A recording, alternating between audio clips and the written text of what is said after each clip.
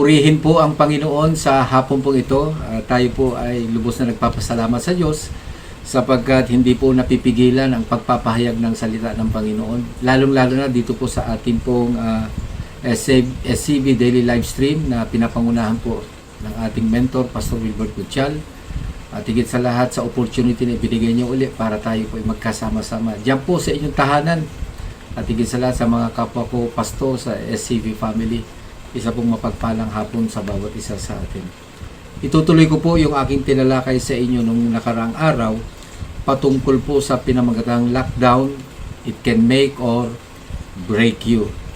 What preventing us not to experience an ongoing life of breakthrough, especially during this lockdown? Isa sa mga dahilan kung bakit po hindi po tayo nagkakaroon ng breakthrough, hindi po natin na-enjoy yung presensya ng Panginoon sa kalagitnaan ng lockdown na ito. Walang gaanong makitang pagbabago sa buhay ng bawat isa, lalong-lalo na yung maling pagtugon dito sa lockdown na ito dahil sa mga kadahilanan, because of excuses, rational at saka justification. Pangalawa, it is because of inaccurate doctrine. At pag hindi po naging tama ang katuruang ating tinatanggap, lalo sa pandemic crisis na ito, nagiging religious po tayo. Hindi lang po yan nagiging superstitious, tayo po'y alipin ng sistema at higit sa lahat ay alipin po tayo ng reliyon. Imbes na relasyon sa Panginoon ay nagiging religious po tayo. Katulad po nung lalaki dito po sa tinatalakay natin sa John chapter 5 na imbes na umasa sa Panginoon ay umasa na lang siya doon sa kultura, doon sa tradisyon, doon sa superstitious belief na kung saan isang anghel sa season na kung saan bababa ang anghel at i-stir niya yung tubig at sino man taong mauna na may karamdaman ay tiyak na ay gagaling. Kaya mahalaga po na sa ganitong panahon, lalo sa panahon na ito, ay ma-establish po ang bawat mananampalataya ng tamang doktrina o tinatawag nating accurate doctrine. So ano ba ang ibig sabihin ng sound doctrine? These are truths and now word of the Lord that regulates the lifestyle of a believer, which their mind is renewed so that God's life can come forth in full expression. Uulitin ko po, mahalaga na ang bawat isa po sa atin ay talagang ang ating pundasyon ay ma-establish doon sa tamang doctrine or accurate doctrine. At anong ibig sabihin ng sound or accurate doctrine? These are truths and now word of the Lord that regulates the lifestyle of a believer, which their mind is renewed so that God's life can come forth in full expression. Sa madalit salita po, kailangan po natin itong tamang katuruan, lalo na sa pandemic crisis na ito, upang ang bawat mananampalataya ay mabago po yung kanila pong behavior, mabago po yung kanilang kaisipan, para po magawa nila o magawa natin yung ipinapagawa ng Panginoon, maging part tayo dito sa God's move na ito. At higit sa lahat, may bahagi tayo kung ano yung ginagawa ng Panginoon, lalo na dito sa pandemic crisis na ito. So, gaano ba kahalaga ang sound doctrine sa bawat mananampalataya? Gaano ba kahalaga ang accurate doctrine sa bawat mananampalataya? Tinalakay ko sa inyo, unang-una, to establish us in a place of being relevant to what God is saying and want us to do. So ito po yung natalakay ko sa inyo nung nakaraan. Mahalaga na ma-establish tayo sa sound doctrine sapagkat ito ay magdadala sa atin para maging relevant tayo. Or kumbaga sumasang-ayon tayo, hindi tayo sumasalungat sa sinasabi ng Panginoon o hindi tayo kumokontra kung ano man yung ginagawa ng Panginoon sa atin dito sa pandemic crisis na ito. Ano bang ibig sabihin ng being relevant? Una pong binigay ko sa inyo, it gives us the ability to rise above every limitations and obstacles. Ang sabi ng Panginoon sa kanya, rise up, take up your bed, and walk. And immediately the man was made well, took up his bed, and walked. And that day was the Sabbath. Natalakay ko na po yan. No? Pangalawa, it gives us the power to meet felt needs and other needs. Doon po sa verse 6 ng John chapter 5, nung nakita ng Panginoon ang lalaking ito at alam niya kung ano ang kondisyon niya. Sabi ng Bible, and knew that he had already been a long time in that condition. And Jesus said to him, do you wish to get well? Sa ibang translation po ay, do you want to get well?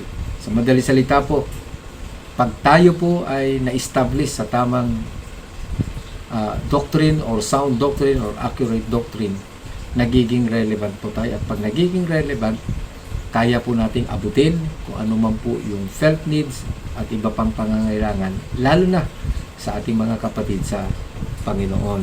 Pangatlo po na tinalakay ko sa inyo, it gives us the power to secure the tangible presence of God. Saan natin makikita yan? Sa verse 6 to 9 ng John chapter 5. When Jesus saw him lying there and knew that he had already been a long time in that condition, he said to him, "Do you wish to get well?" And the sick man answered him, "Sir, I have no man to put me into the pool when the water is stirred up, but while I am coming, another steps down before me." And Jesus said to him, "Get up, pick up your pallet and walk." And immediately the man became well and picked up his pallet and began to walk. Now it was the Sabbath on that day. Itong lalaking ito for 38 years, habang kinakausap siya ng Panginoon, nung kinausap siya ng Panginoon, nasecure niya. Okay? Hindi yung presensya ng anghel, kundi nasecure niya yung tangible presence of God. At nung nasecure niya yung tangible presence of God, nag-reveal ang Panginoon sa kanya ng napapanahong salita na kailangan niya. Ano po yung salita ng Panginoon na sinabi niya sa lalaki? Get up, take up your pallet, and walk. Ibig sabihin, tumayo ka. Buhatin mo, dalhin mo ang higaan mo, at ikaw ay lumakad. For the first time, narinig niya yung now word na yun. Narinig niya yung salita ng Panginoon na never niyang narinig for 38 years doon po sa lugar na kung saan kasama niya yung may mga kapansanan at may karamdaman. Natalakay ko rin po sa inyo yung dimensions of God's presence. And one of the dimension of God's presence is the sovereign presence of God. It talks about the omnipresence of God. Pangalawa, manifested presence of God. He is in the making and revealing who God is in our life para maging klaro at maging clearer pa yung ating pagkakakilala sa Panginoon. Number 3 is the awesome presence of God.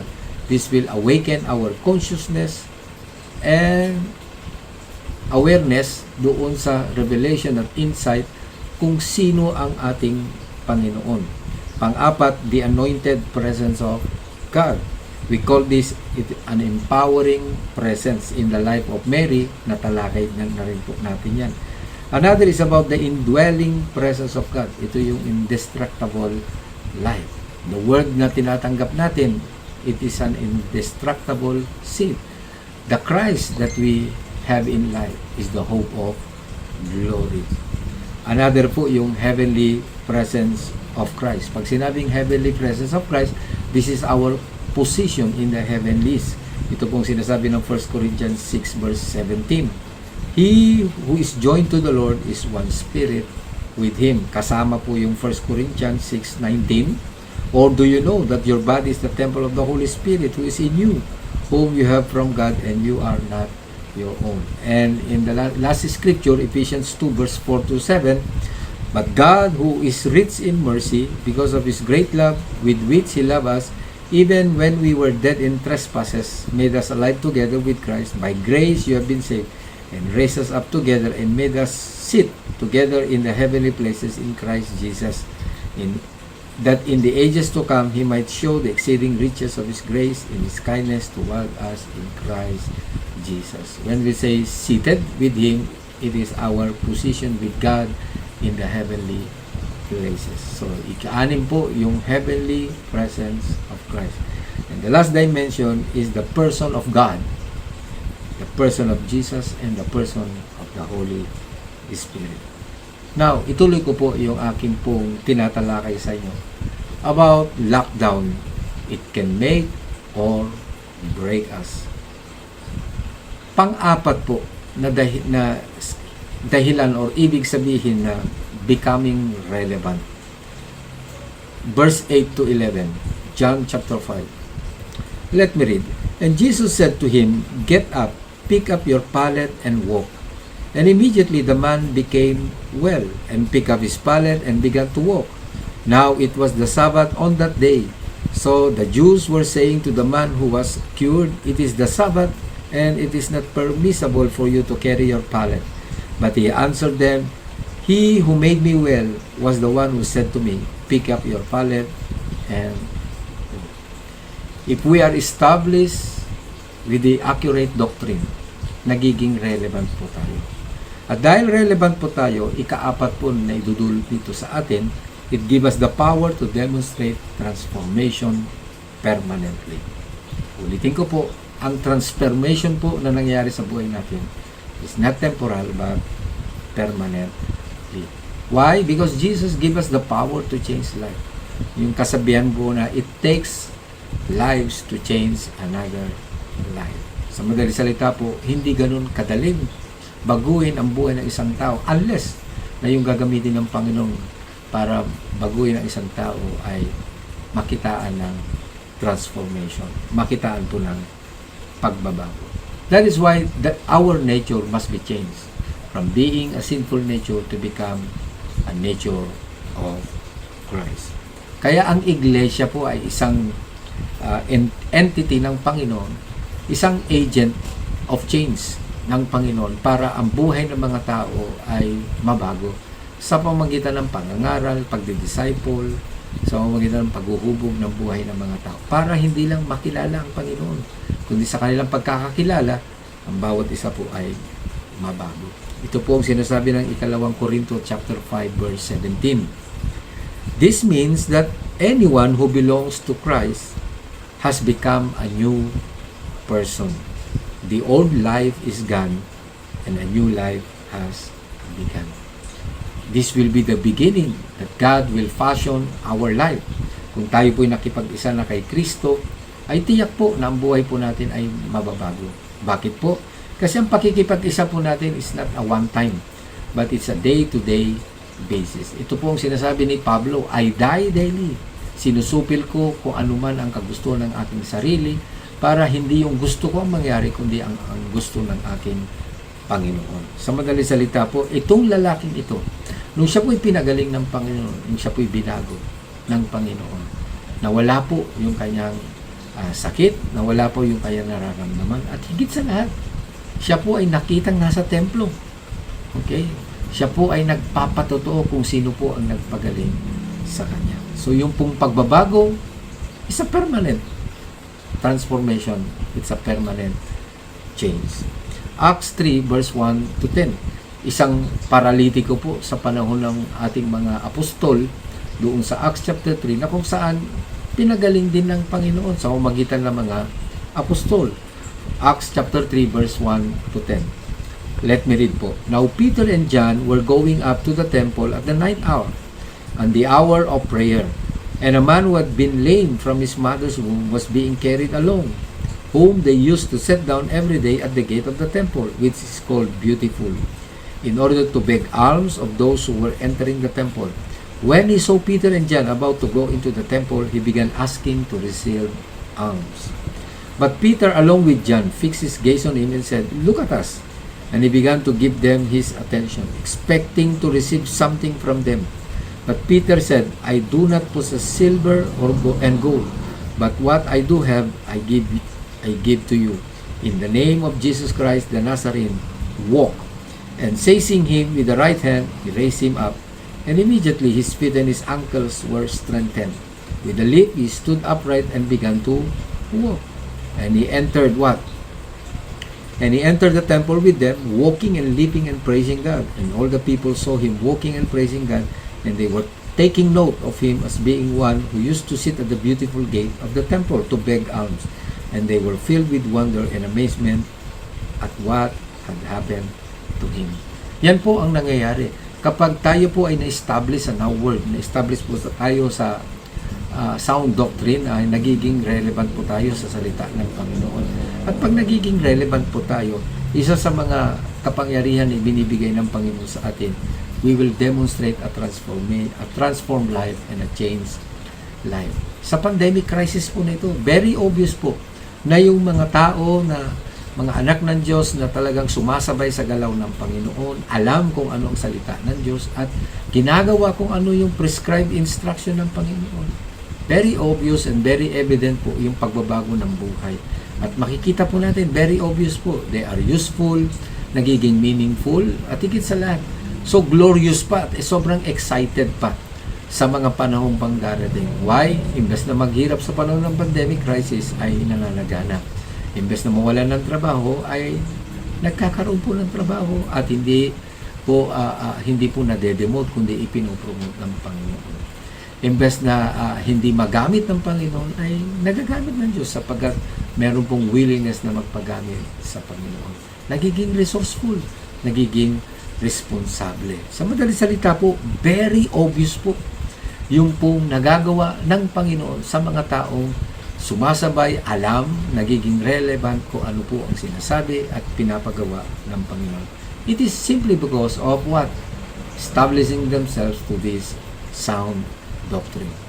Ito yung mga tamang katuruan lalo na sa panahon ng pandemic crisis. In Ephesians chapter 4 verse 28. Ephesians 4:28, let me read. He who still must still no longer, but rather he must labor, performing with his own hands what is good, so that he will have something to share with one who has a need. Obvious po. Okay, isa pong patutuo ko po sa inyo, sa church po namin ay never po na nawala yung tithes and offering. At higit sa lahat, never po na bumaba yung aming pong giving, kundi tumataas po. So sa madaling salita po, very obvious na yung mga buhay ng mga tao, dahil araw-araw silang nakakatanggap ng Now Word of God dito sa ating SCB Daily Livestream, hindi lang po yan. Napoproteksyonan sila, nagagabayan sila ng kanilang pastor, nakakaunsilan sila, nakakapanood sila ng mga programa ng SCB, yung may kasagutan. Talagang kumbaga wala pong kawala ang mga tao sa mga napapanahong salita, and they have no choice but to choose what is life. At naniniwala po tayo, pag ang pinili nila ay ating Panginoon, well, ang transformation po ay evident and very obvious po. At kita nyo po ang epekto. Hindi lang po sa church namin, maging sa church nyo po at sa lahat ng pamilya ng SCB na kung saan ay connected, very strong ang kanyang connection sa Panginoon at higit sa lahat sa ating mentor. At dito sa mga salita na binibigay ng Panginoon sa atin, makikita natin na very evident po yung pong transformation. At yung transformation na yan ay permanent. In John 4 verse 39, tingnan po natin yung pong nangyari doon sa Samaritan woman. Many Samaritans from the village believed in Jesus because of the woman had said, He told me everything I ever did. Can you imagine po? Isang babae na hindi naman po Diyos, isang Samaritana, na kung saan nakausap ng ating Panginoon. At dito po, ipinakita sa atin ng Panginoon na yung sinabi ng Diyos doon sa babae ay napapanahong salita na kailangan niyang i-embrace.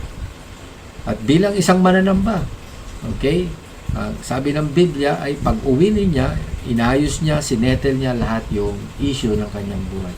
Especially yung area ng relationship niya sa mga lalaki na may mga kinakasama siya na hindi niya asawa. So lahat ng yon ay give up niya sa Panginoon.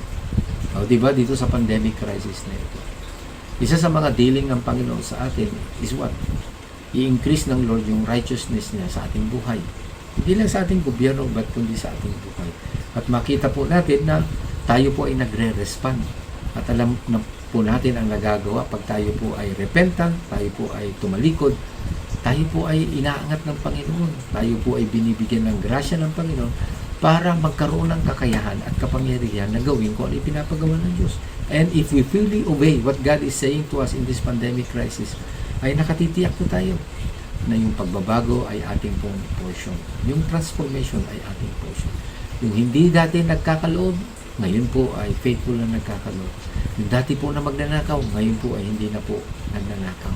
Yung dati po na hindi po marunong magbigay, okay, ayaw magbigay, ngayon po ay giver na. At hindi lang giver, faithful na po siya. Sa madaling salita po, those who will continue to be in Christ, those who are strongly connected with the now word of the Lord, establish their life dito sa accurate doctrine na binabanggit natin o sound doctrine, ay tiyak po relevant na relevant yung mananampalataya na.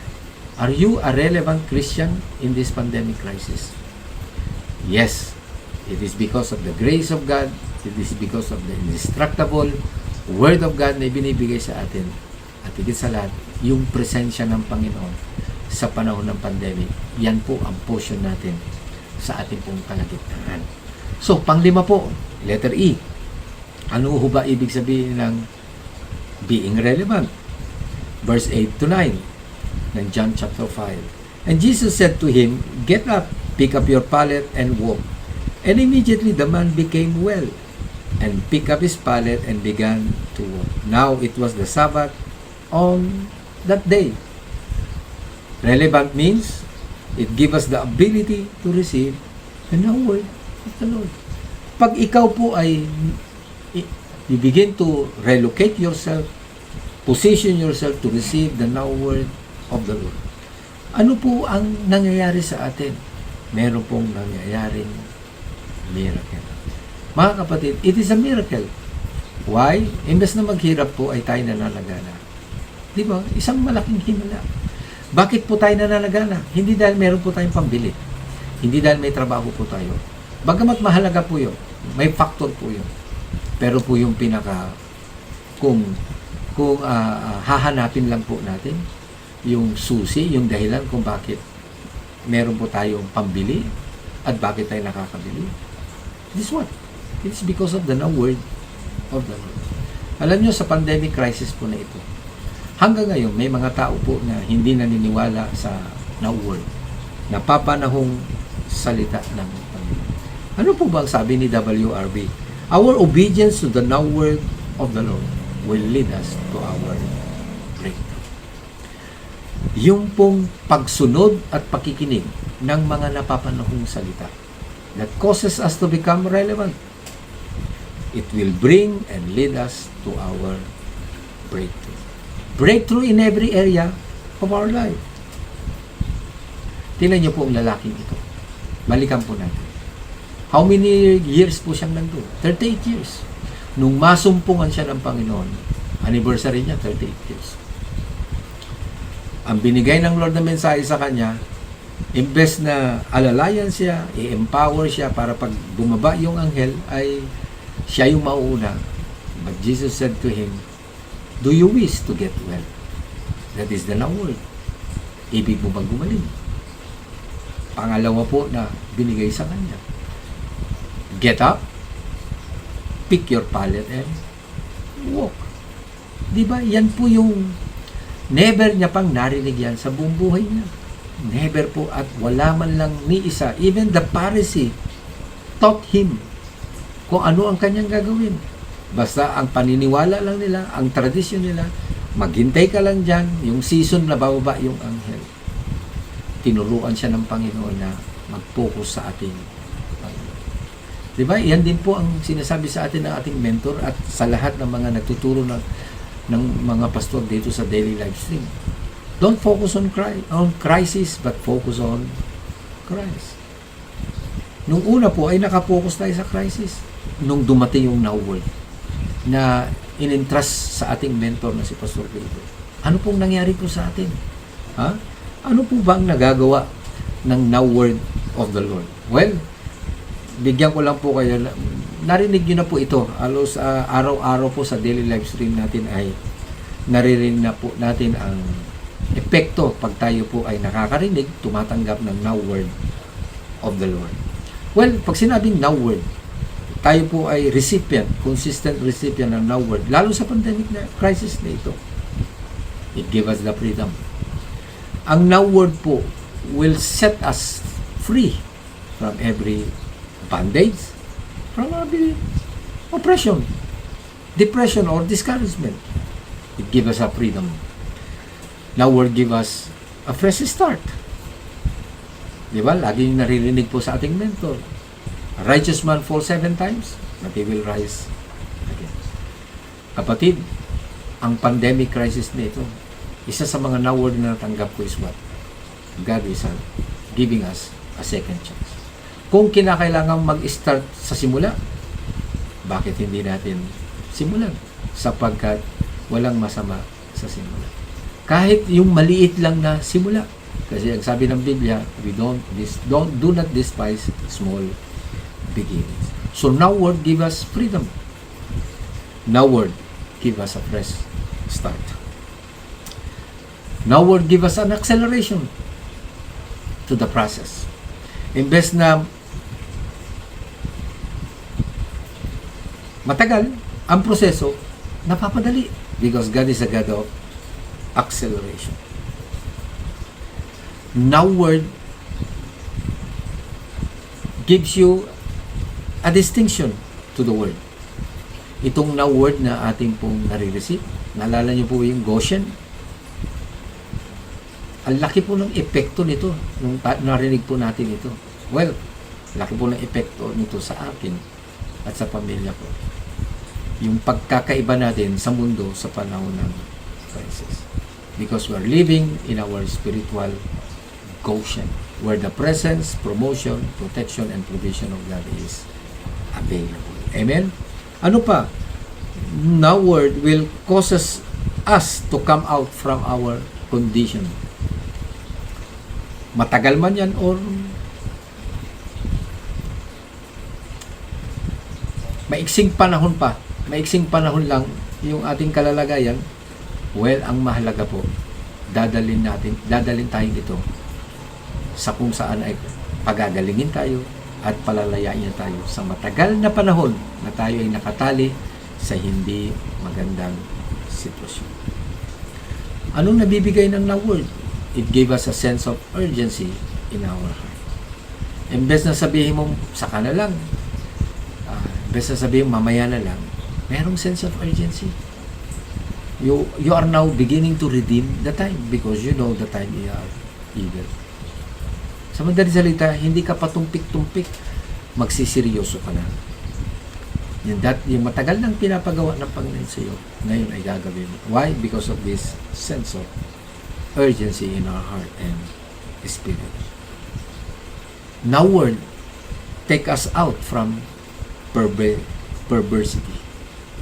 Lalo ngayon, naku, ang mundo, abalang-abala doon sa na-miss po nila. Tayo naman, nawawala na tayo ng panlasa. Ang mundo, gusto nang lumabas. Gusto nang gawin yung pleasure. Pero mga mananampalataya, instead of lover of pleasure, lover of God's word. Now word makes us stronger.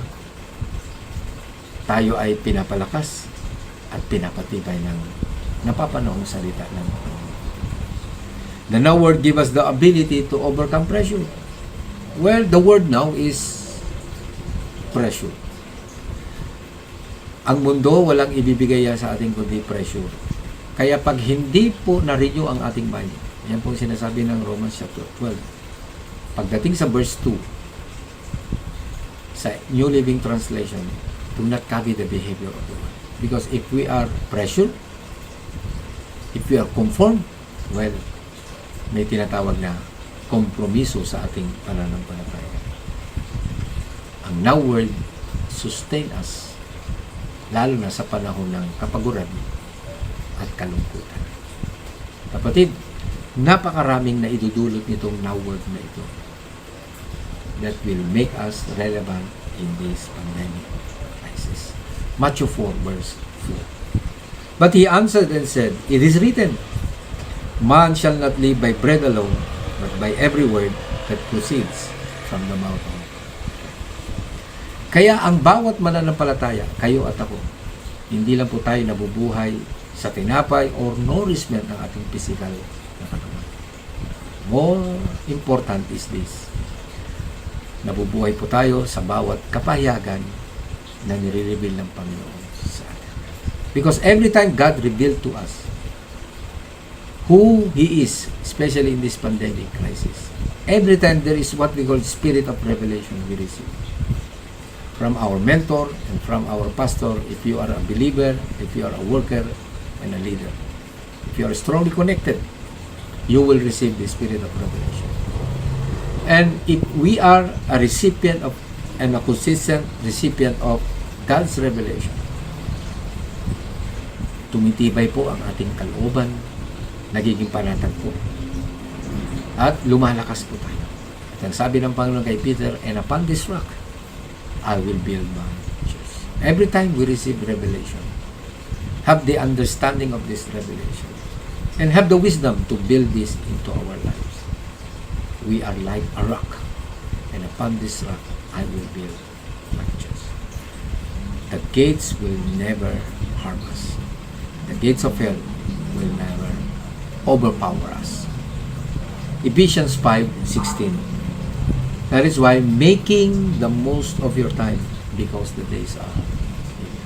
So, kung tayo po ay consistent recipient, consistent po ang ating pagtanggap at pakikinig ng napapanoong salita ng Panginoon, nakatitiyak po tayo. Ulitin ko po, nakatitiyak po tayo na tayo po ay nakakasabay sa galaw ng Panginoon. Okay? Next, letter F. Relevant means it gives us the power to bring God's people closer to God. Binibigyan daw tayo ng Panginoon ng kapangyarihan para para dalhin yung mga tao para mas lalong mapalapit sa Panginoon. Tingnan niyo po ang epekto nung pinagaling ng Panginoon ang lalaking ito for 38 years. Ano po ang naging resulta? Ano po ang nakita sa taong ito?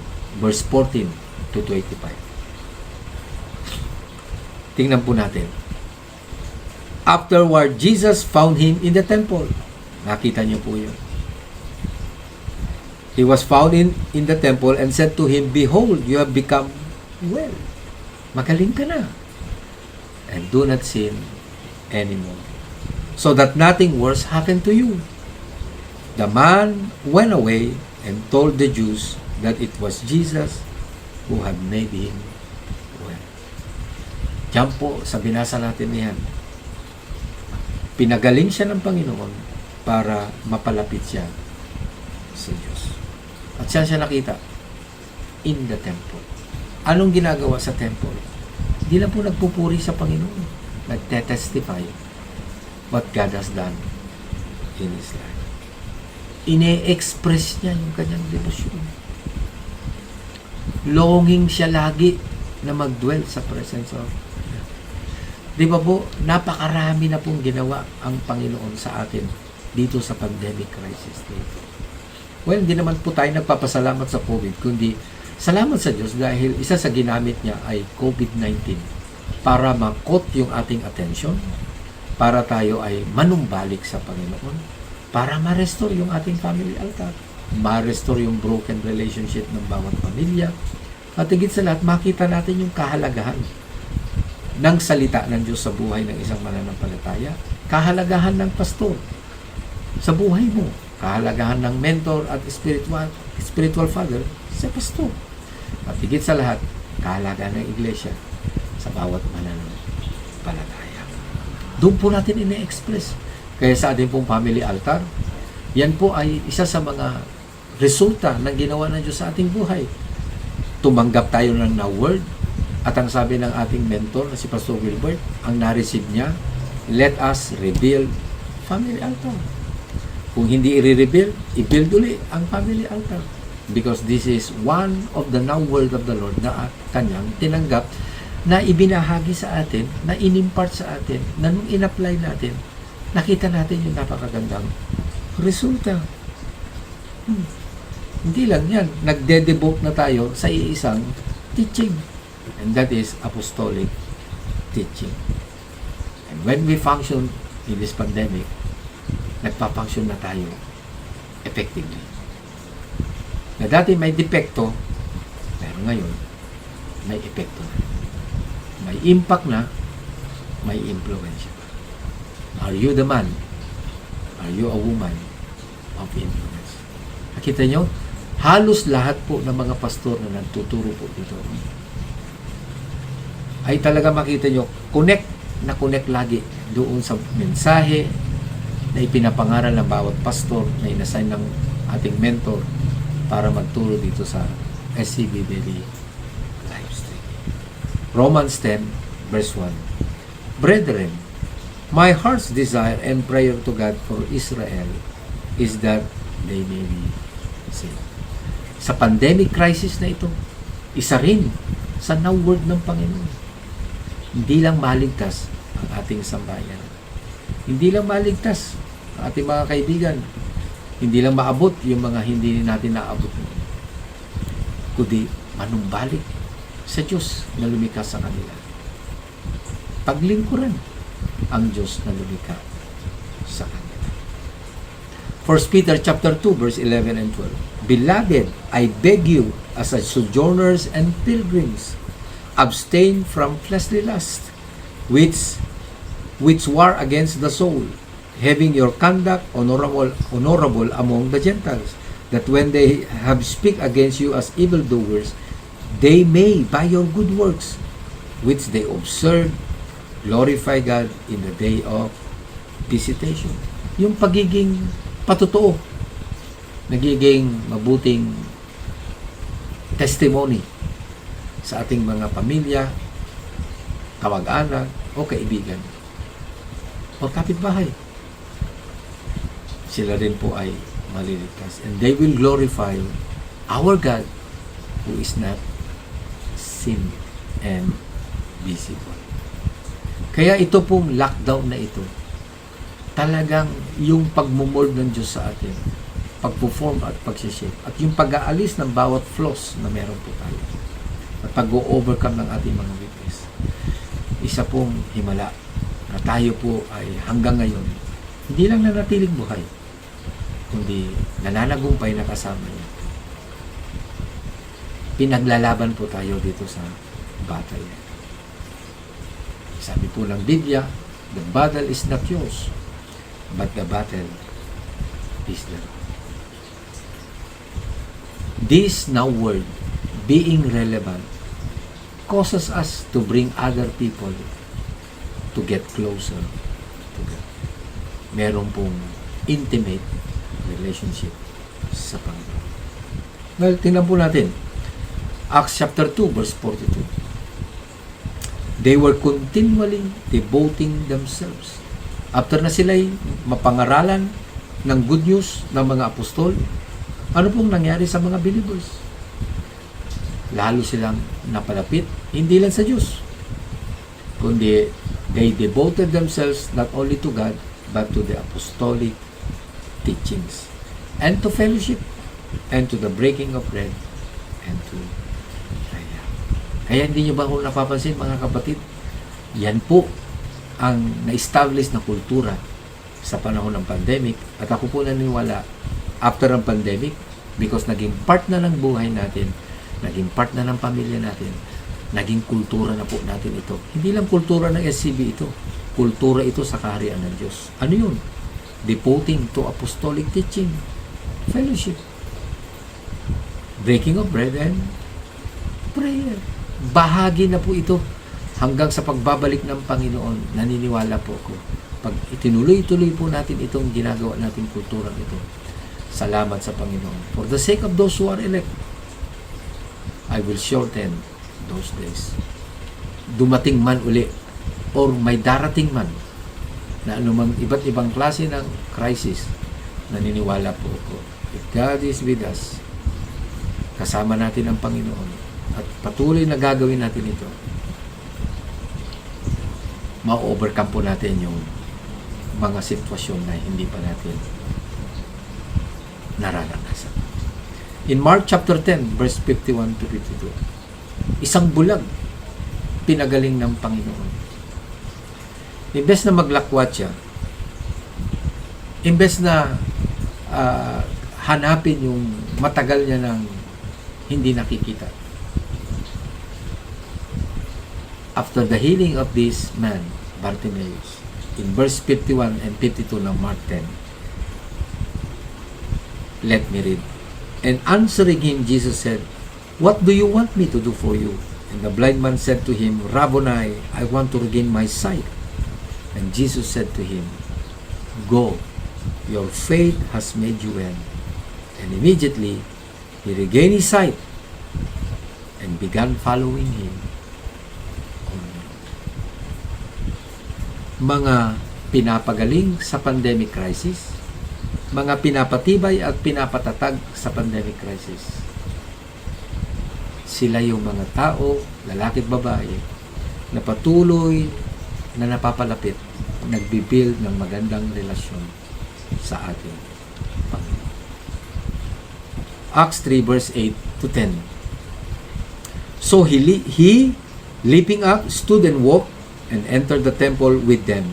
Walking, leaping, and praising God. Ito yung pagpasok ni John at ni Peter sa temple. Yung paralytic man. Naglulundag-lundag, hindi sa labas, kundi sa temple. Walking, leaping, and praising God. Yung hindi dati nagpupuri, ay ngayon nagpupuri na. O di ba sa ating family altar, yung dating hindi nagpe-pray, ngayon nakakapag-pray na. Yung dating hindi nag-lead, ngayon nag-lead na. Yung dating ayaw, ngayon ay gusto na. Yung dating walang pakialam, ngayon nakikialam na. Yung dating walang bahagi, ngayon may bahagi na. Dating malungkot, ngayon masaya na. Yung dating isolated, ngayon ay consolidated na. Yung dating devoto, ngayon, disciple na. Ayun. He followed Jesus. Another scripture, Luke 17, verse 11 to 19. Now it happened, as he went to Jerusalem, and he passed through the midst of Samaria and Galilee. Then as he entered a certain village, and there met him 10 men who were lepers, 10 kitongin, who stood afar off, and they lifted up their voices and said, Jesus, Master, have mercy on us. So when he saw them, he said to them, Go, show yourselves to the priest. And so it was that as they went, they were cleansed. And one of them, when he saw that he was healed, returned and with a loud voice glorified God, and fell down on his face at his feet, giving him thanks, and he was a Samaritan. So Jesus answered and said, Were there not 10 cleansed? But where are the 9? Were there not any found who returned to give glory to God except this foreigner? And he said to him, Arise, go your way, your faith has made you well. Kaya mga kapatid, dito sa pandemic, naghahanap talaga ang Diyos eh. Hindi lang ng totoong mananamba. Ang hinahanap niya yung nagbibigay ng kalwalatian sa ating Panginoon. Kung ikaw kapatid ay may natanggap, may naranasang himala, pabor dito sa pandemic crisis na ito. Yang pabor na yan, yang pagpapala na yan, yang kalakasan na natatamog natin, natatamasa, it will bring us to get closer to God. Hindi po yung pampalayo sa Diyos, kundi instrumento yan ng Diyos para tayo ay mapalapit sa ating Panginoon. Amen? And the last, letter G. Because of the now word, naging relevant tayo. Anong ibig sabihin ng being relevant? It gives us the power to deepen our conviction and living to stand in righteousness. Verse 10 to 17. So the Jews were saying to the man who was cured, It is the Sabbath, and it is not permissible for you to carry your pallet. But he answered them, He who made me well was the one who said to me, Pick up your pallet and walk. And they asked him, Who is the man who said to you, Pick up your pallet and walk? But the man who was healed did not know who it was, for Jesus had slipped away while there was a crowd in that place. And afterward, Jesus found him in the temple and said to him, Behold, you have become well. Do not sin anymore, so that nothing worse happen to you. And the man went away and told the Jews that it was Jesus who had made him well. For this reason, the Jews were persecuting Jesus because he was doing these things on the Sabbath. But he answered them, My Father is working until now, and I myself am working. Being relevant means it will give you the power to deepen your conviction and living to stand in righteousness. Pine-persecute si Jesus. Inaakusahan si Jesus. But Jesus is the truth. Normal lang na siya'y magsasabi ng katotohanan. Sabat ngayon, ba't ka nagpapagaling? Anong sagot? My Father is working until now. And I myself, I'm working. Sino nagpagaling sa'yo? Tanong na makapalit sa'yo. Sa lalaki. Hindi niya masabi-sabi. Hindi niya alam. Sapagkat, sabi ng Bible, Jesus sleep away. Biglang umalis ang ating Panginoon. Pag malalim ang conviction, saan ba galing yung conviction? Na isa sa pamuhay kasi yung mga salita na tinatanggap. That will deepen our conviction at pag tayo po ay nagsalita at nagdepend ang ating faith. Conviction to tell the truth. What is the truth? It will set us free. What is the truth in this pandemic crisis? Kung wala po ang Diyos, hindi po tayo mananagana. What is the truth why we are so generous in the midst of pandemic? Not because of what we have. Pero dahil may ginagawa ang Panginoon sa bawat puso natin. It is the condition of our heart and this is the reason why we are generous. May ginagawa ang Panginoon, normal lang. When we respond right, tayo po ay pinagpapala ng Panginoon. The blessing of the Lord made us rich. And it adds no sorrow. John 8, verse 3 to 11. As he was speaking, the teachers of religious law and Pharisees brought a woman who had been caught in the act of adultery. They put her in front of the crowd. Teacher, they said to Jesus, this woman was caught in the act of adultery. The law of Moses says to stone her. What do you say? They were trying to trap him into saying something they could use against him. But Jesus stooped down and wrote in the dust with his finger. They kept demanding an answer, so he stood up again and said, all right, but let the one who has never sinned throw the first stone. Then he stooped down again and wrote in the dust. When the accuser heard this, they slipped away one by one, beginning with the oldest until only Jesus was left in the middle of the crowd with the woman. Then Jesus stood up again and said to the woman, where are your accusers? Didn't even one of them condemn you? No, Lord, she said. And Jesus said, neither do I. Go and sin no more. Ano po yung conviction? Yes, nagkasala yung babae, pero may karapatan din siyang mapawalang sala. May karapatan din siyang mabuhay ng tama. And God and Jesus gave her a second chance. Kaya dito sa pandemic crisis, second chance po ng bawat isa sa atin. Hindi po tayo parurusahan ng Panginoon sa pandemic crisis. It depends on how we respond and how we obey what He is saying. Matthew 5:14 to 15 regarding our conviction as a true believer. You are the light of the world. A city set on a hill cannot be hidden, nor does anyone light a lamp and put it under a basket, but on the lampstand, and it gives light to all who are in the house. Imbes na tayo po yung magtago, ay lumabas po tayo at i-testify natin yung ating pananampalataya. Imbes na tayo po ay manahimik, ay magsalita po tayo, magpatutuo po tayo kung anong ginagawa ng Panginoon dito sa pandemic crisis.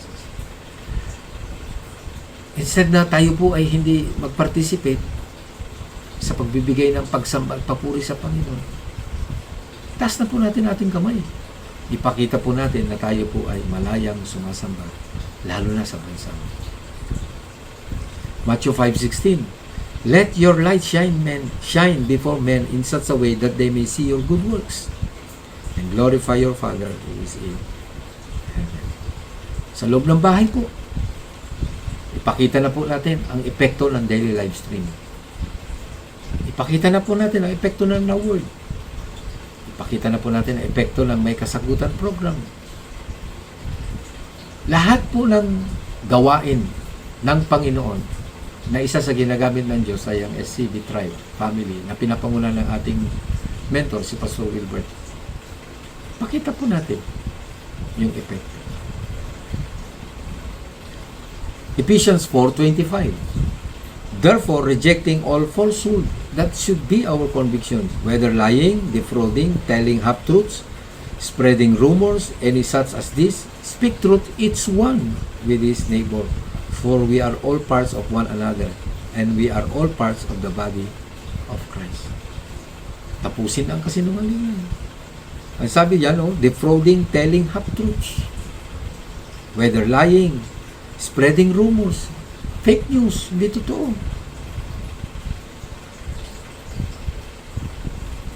Sabi po ng New King James Version, the truthful lips shall be established forever, but a lying tongue is just for a moment. Ang dila po ay ang dilang nagsasabi ng totoo. Hindi po yan temporary.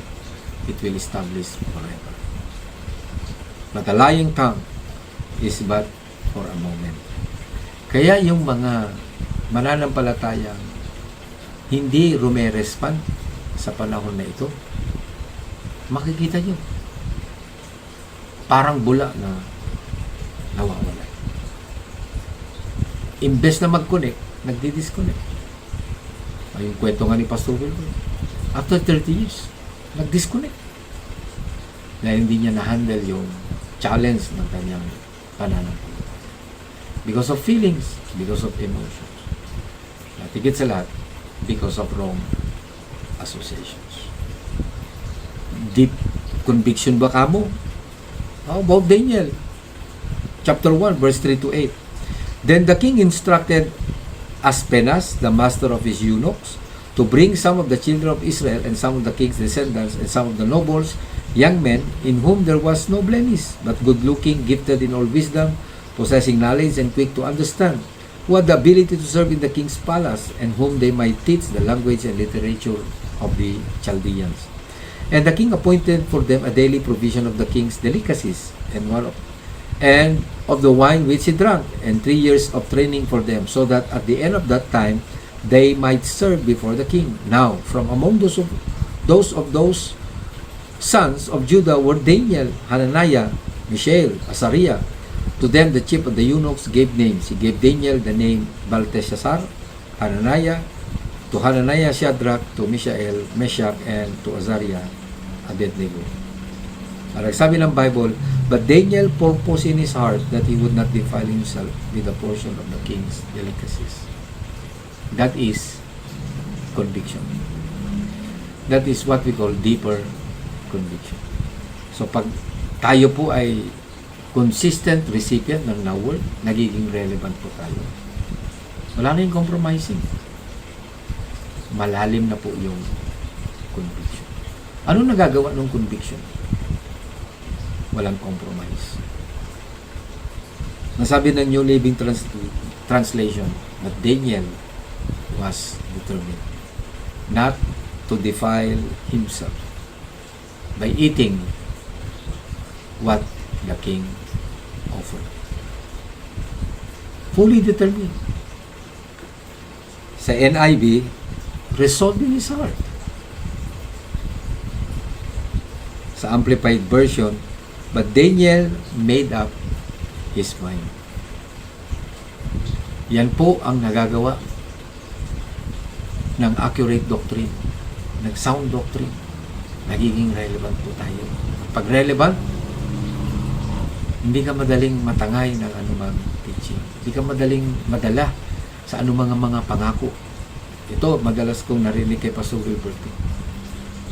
Huwag ka muna mangako kung wala sa kamay. Mas maganda mangako ka pag nasa kamay. Yan, dami ngayon nangangako. Magbibigay ng ganito. Well, nandiyan na raw yung pagpapala. Hindi lang makababa dahil wala daw paglalambingan ng aeroplano. Kapatid, gusto mo ng subok ng mangako? Sa tribo. Sa mga taong ginagamit ng Diyos sa ating panahon. These are the people who are a blessing to us. Don't trust on chariots and horses. Put your trust in the Lord. Proverbs 14:34. Righteousness exalts a nation, But sin is a reproach to any people. Kasi being relevant means nagiging deeper yung conviction mo at namumuhay tayo sa katwiran. We are now living and stand in righteousness or righteousness. Isaiah 32:17, the work of righteousness will be peace, and the effect of righteousness is quietness, assurance forever. Ang bunga daw ng katwiran ay kapayapaan. Kaya ang taong nabubuhay sa katwiran, hindi yan pala away. Nabubuhay daw yan sa kapayapaan. Nagdudulot ito ng katahimikan at pagtitiwala magpakailan. Another scripture, Proverbs 11:13. The fruit of the righteous is a tree of life, and he who wins soul is wise. Buhay ang dulot ng mga matuwid na pamumuhay, at kamatayan naman ang hatid ng karahasan. Mga kapatid, sa panahon ng pandemic crisis, ang Diyos po ay mabiyaya, hindi lang sa material na bagay, maging yung kailangan ng ating kaluluwa at kalakasan pagdating sa ating spiritual na buhay. God will always release. The now word is always available in this season. Kasama nito ang grasya na dala-dala ng ating carrier of grace, ng ating pastor, na kung saan pag ikaw ay strong ang connection mo, you're building relationship with that person. Ako po nakatitiyak. You are in God's move. You are pioneering God's move. You are part of God's move. And you have a part in God's move. Pag ganyan po ang nangyari, welcome to the Church Unusual. Welcome to Zion. I release peace. I release gladness. I declare purity of motives and intention, at higit sa lahat, yung pagnanais pong maglingkod sa Diyos all the way, na hindi naghahanap, nagbibilang ng kapalit. Welcome po sa Zion na kung saan this is our destiny. This is the ultimate destiny of the Church of the Lord Jesus Christ. That the kingdom of this world will become the kingdom of our Lord and Savior, Jesus Christ. Magandang hapon po sa bawat isa. God bless us all. Were you blessed with the message today? If so, please like, subscribe, and hit the bell button below for updates. Thank you for watching and see you next streaming.